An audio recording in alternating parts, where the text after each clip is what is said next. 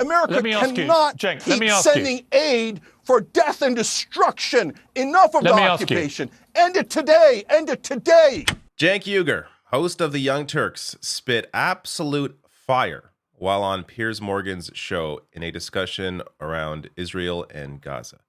Now, I got several clips to show you here, and this really, a lot of people I've discovered have been turned off by Cenk's loud, bombastic style. I can totally understand not wanting to be yelled at every single night when you watch the news. I totally understand that. But in this case, on this issue specifically, I think it is important, very important, to have a voice like this communicate what Cenk is communicating in this appearance. So let me get to the first clip here. So I think what Hamas did is disgusting. I cry for those Israeli innocent civilians.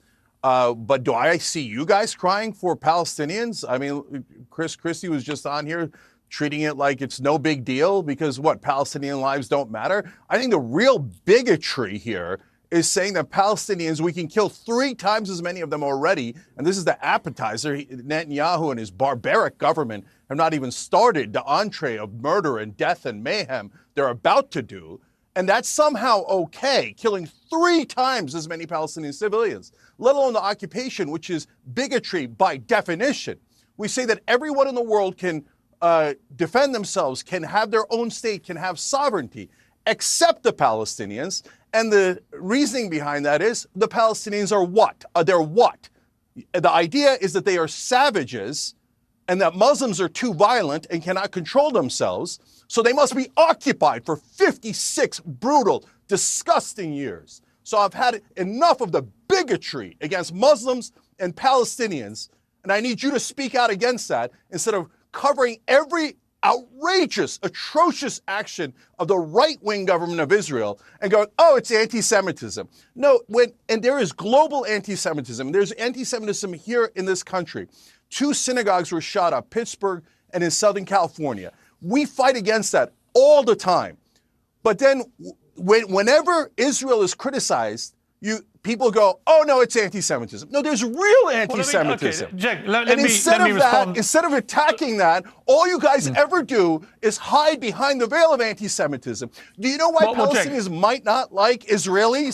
Because they've been oppressed for 56 straight years. I hear you. Such a fantastic job here from Cenk. And just the opening question. He both contextualizes the imbalance, and I'll get to some of those numbers here in a minute. He also discusses the obvious, Islamophobia directed towards Palestinians, as well as also recognizing and acknowledging the clear global anti-Semitism in other situations. But when it comes to criticizing a government, Israel does not equal Jewish people. Jewish people are not Israel. Israel is a country run by a government that is currently occupying Palestinians and bombarding them.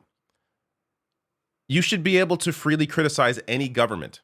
Just because it's Israel doesn't mean all of a sudden you can't, like, a criticism of a government now is anti-Semitic. Inherently, and I've discussed this in 1,000 videos now, conflating Jewish people with Israel, that is anti-Semitic. Claiming that if you're criticizing Israel, you're being anti-Semitic. Ironically, that itself is anti-Semitic to claim that, because they are not the same. Jewish people are not Israel.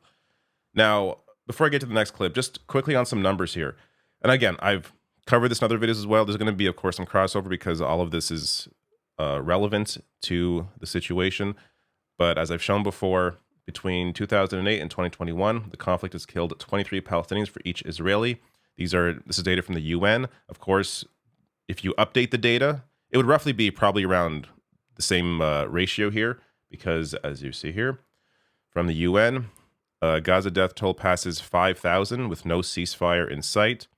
Women and children have made up more than 62% of those fatalities, while more than 15,273 people have been injured, and some 1,400 people have been killed in Israel, the vast majority in the Hamas attack on October 7th. So let's get to the next clip. dropping bombs on residential buildings. 50 ambulances have been hit. 10 out of 25 hospitals don't operate anymore. The incubators are about to run out of energy. There's 45 babies that might die today. The parents I just read on CNN are writing the names of the kids on their calves, on their legs, so that if they are killed in a bombing and they're mutilated, they could find their bodies. Imagine writing the name of your child on their legs so that you could find them in the rubble after Israel or any government drops a bomb on them. And I need the West to understand something. Bombs kill people. And do you know how they kill people? They incinerate them alive, or their heads explode. So what happened in Israel was a disaster and disgusting. But you have to be equally honest and equally outraged at the immorality of incinerating babies and grandmothers and aunts and uncles, which is what we're doing right now. America cannot keep sending aid for death and destruction. Enough of the occupation. End it today. End it today. I got to say, I really appreciate Cenk's style when it comes to this issue specifically because of how he's able to communicate both the context of the situation, the facts on the ground, and do it in a way where you really feel his passion and his justified anger on this. And I'm not going to show, like, you can go watch the whole interview if you want. I'll link to it below the video. Piers doesn't really debate him on this, even though, like, Piers, as I've discussed in other videos, Piers cares about getting clicks. He cares about the entertainment. Facts to him are secondary. Yes, there are, he brings on guests. If you want facts, he brings on the guests to give the facts. When it comes to him, he's, hit and miss. But I don't think he really saw a way to debate Cenk on this because Cenk is so clearly correct on every point he is making. There is no way for him to really push back. So if you go and watch the full thing, Piers doesn't really have a whole lot to say. So before I get to the last clip, let me just back up what Cenk was saying. This is the piece that he referred to from CNN. Names written on children's bodies speak to the fears of Gazan parents amid the Israel-Hamas war. So there's a video of this. Kids writing their names on their hands and arms to be identified. Yeah. So this is it just goes to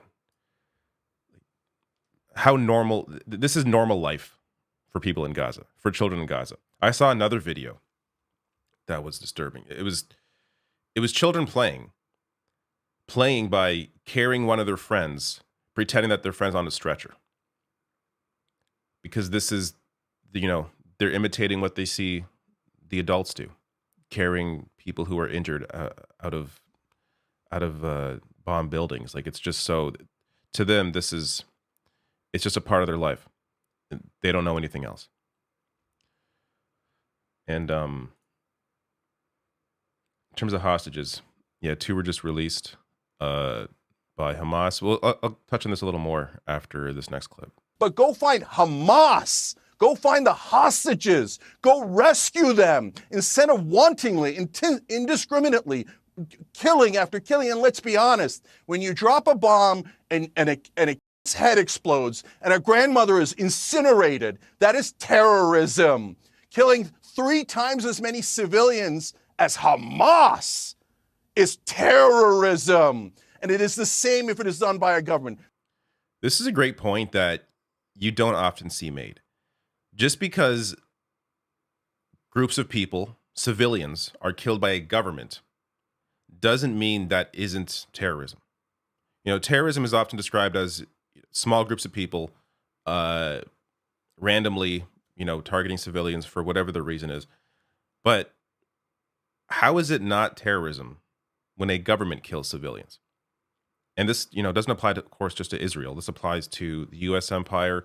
This applies more broadly to war. Just when you are bombing areas that are going to hit civilians, are going to hit children. Half of the people in Gaza are children. When you hit bombs saying, oh, we're targeting Hamas, there was a member of Hamas in that building. Yeah, but you killed like 10 other people that were not Hamas. How is that okay? So I think it's worth, just analyzing how we frame issues, how we think of certain things as being terrorism and other things as not terrorism, as just collateral damage. And on the point of the hostages, this is the last thing I want to point out here. This is from an article from the Times of Israel. So IDF believes it's ready for Gaza ground offensive and that it should start soon. Army wants to carry out incursion even at cost of heavy losses. Fears political echelon may never give the order despite high level of readiness. So this article was pointed out to me by Ryan Grimm on Twitter, who quotes it here. The IDF tells the Times of Israel it is concerned that Hamas might release more hostages. Let me say that again. The IDF, the Israeli Defense Forces, are concerned that Hamas might release more hostages because that would delay the ground invasion. This kind of gives the game away. This shows you their focus here is not getting the hostages. It's invading Gaza. It's taking over that land. So to be clear, that's the IDF, which doesn't necessarily mean that the greater Israeli government is more concerned about that than the hostages. But man, that is when your military force is more concerned about taking land than saving Israelis within Gaza, it kind of gives it away. So again, I'll link to the full thing below. It's like a 12-minute interview on Piers Morgan's show. I showed you, I think, the most important pieces, but if you want to see, the rest of it, you can check that out below.